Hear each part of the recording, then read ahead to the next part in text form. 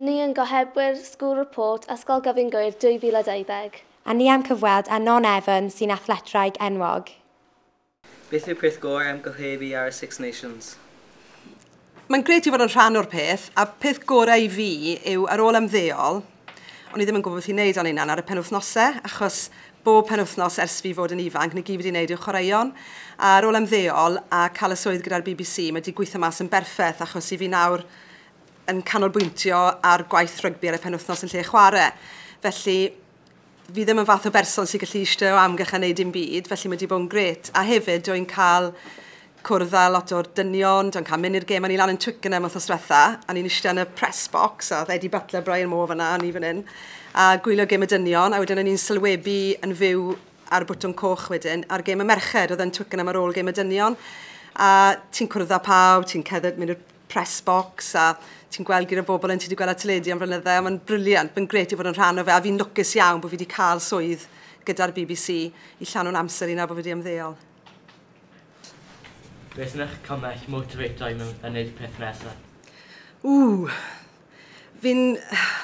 Sa'n gwybod, fi'n person sy'n methu eistedd yn llonydd, a bobl sy'n ei chwaraeon, mae lot o chi fan hyn. Fi ffili eistedd lawr yn tŷ a watch yn teledu a just dim wneud yn byd. Ond fi wastad eisiau bod y gorau yn popeth i fi wneud, a dim yn gweld pam, achos mae'n rhoi lot o bwysau yno fi. Ond fi wastad yn chwilio am y peth nesaf i wneud. Fi wastad eisiau ennill a gweithio yn yna. Dim yn siŵr pam, gobeithio na i stopo un diwrnod a just chillo mas. Ond fi jyst yn berson sy'n hoffi llwyddiant. Sut o'ch chi'n teimlo ar ôl ymddeol yn 2010? Wel, nes i ymddeol o rygbi gan o bwyntio ar y reslo, achos o'n i'n ennill gyda'r pencampwriaeth Prydain Fawr, a ni'n moyn cystadlu yn y gêm Olympaidd. Ac ys i anaf, nes i snapo hamstring llun yn ei ar. So ni'n pigus i'r ferch i lan yn y final o'r British Open, a wrth i fi taflu, nath e snapo bant o'r asgwrn. Felly goffs i gael llawdriniaeth, oedd nhw agor fi lan, a cymryd y hamstring a drillo fy nôl mewn i'r pelfis. So mae scar right dan y panôl, so na diwedd hwnna. A ni'n really upset, achos o'n i'n gwybod wedyn bod ni'n methu cystadlu yn y gêm Olympaidd na'r diwedd. Felly beth o'n i wedi y plan o, ymddeol o rygbi, mynd i gêm Olympaidd gyda reslo, a wedyn ymddeol o popeth. Ond goffes i ymddeol ar ôl. Mae'r hamstring yn iawn nawr, ond o'n i'n miso gyda'r qualifiers am Llundain, achos ti ffo qualifio am flwyddyn cyn ni. So o'n i'n mor upset, o'n i'n methu stopo crio.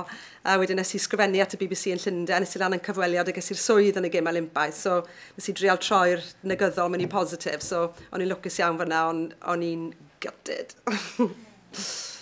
Ydych chi'n ystyried fod yng ngorsedd y beirdd yn anrhydedd? Cwestiwn da. Yn bendant oedd yn anrhydedd, ond i fi ddim yn person sy'n mynd i'r Eisteddfod yn aml iawn, felly o'n i'n teimlo bach yn euog bod yna.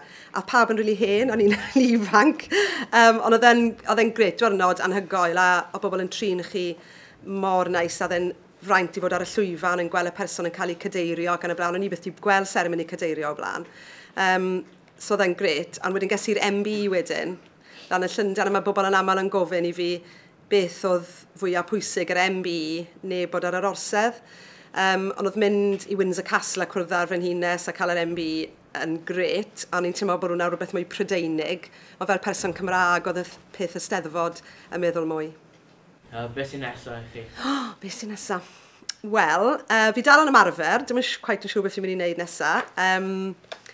A fi'n teimlo'n really fit ar y foment, ond achos bod fi'n gwneud siwgment gwaith cyfryngau nawr, dwi ddim eisiau rhoi hwnna lan, achos gallai wneud cyfryngau yn blynyddoedd i ddod, ond lle ddim wneud chwaraeon am byth. Felly fi'n gweithio ar y gêm Olympaidd, fi wedi cael contract gyda'r BBC, fi'n sylwebu am yr holl gêm Olympaidd ar y codi pwysau gyntaf, a wedyn draw i reslo, so bydd hwnna'n briliant i fod yn rhan o tîm BBC Llundain yn gweithio ar y gêm Olympaidd. Edrych mlaen y fawr i hwnna. Fi'n gweithio i Scrum 5 bob penwythnos yn gwneud pethau, bits and pieces fan yna fyna, wneud stwff radio, felly mae hwnna'n cadw fi'n brysur. Ond y peth mwyaf fi'n edrych mlaen i nesaf yw'r gêm Olympaidd.